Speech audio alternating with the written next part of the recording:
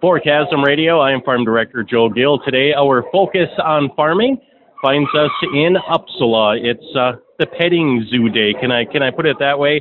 As Alexandra Webkers joining us, and you guys have a pretty big event going on. We sure do. We host this every year, and we have around 400 people come or more. And it's a lot of work, but it's always definitely worth to see like little kids come in and just like, oh my gosh moment. It's always worth that. We'll talk more about the petting zoo, but we're going to talk state convention.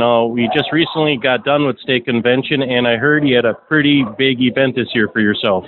Yeah, so I earned my state or Minnesota FFA state degree this year, and in order to get that, you have to have around $2,500 worth of money for your SAE, which is your supervised agriculture experience.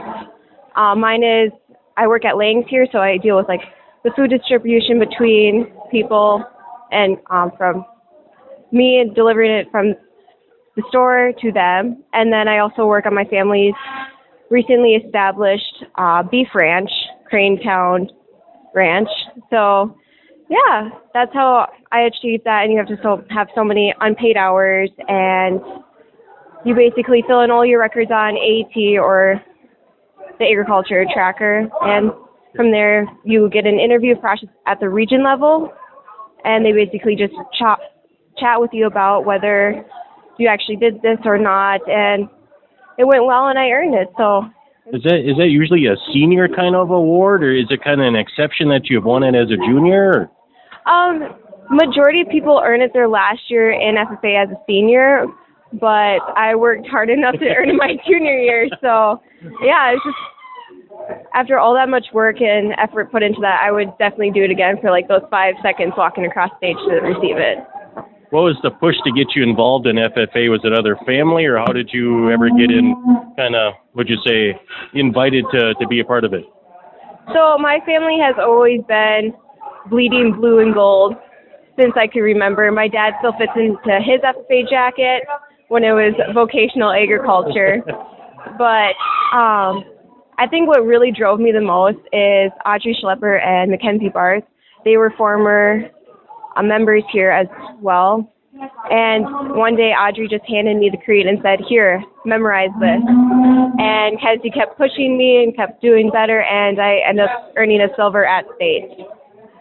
So you have an event like today, and there's a lot of work that goes into it, a lot of hours. Why do an event like this? Who does it benefit? I've seen already some of the faces on these little kids that you alluded to. Why put a big day like this on?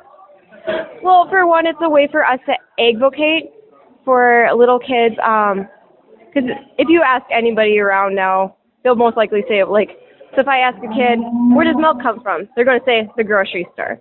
No, this is our chance to show kids that all these products that are in stores actually come from these animals, and that we're just part of the process of advocating for agriculture and getting kids well aware of where these products come from so it doesn't die out.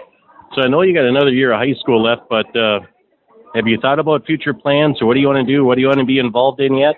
Oh, definitely. I want to become an agriculture education teacher. So I'm currently looking at 3 schools, but yeah, that's what I want to do. Mrs. Schlepper showed me that my passion for FFA and agriculture and all its wonderful glory. So yeah.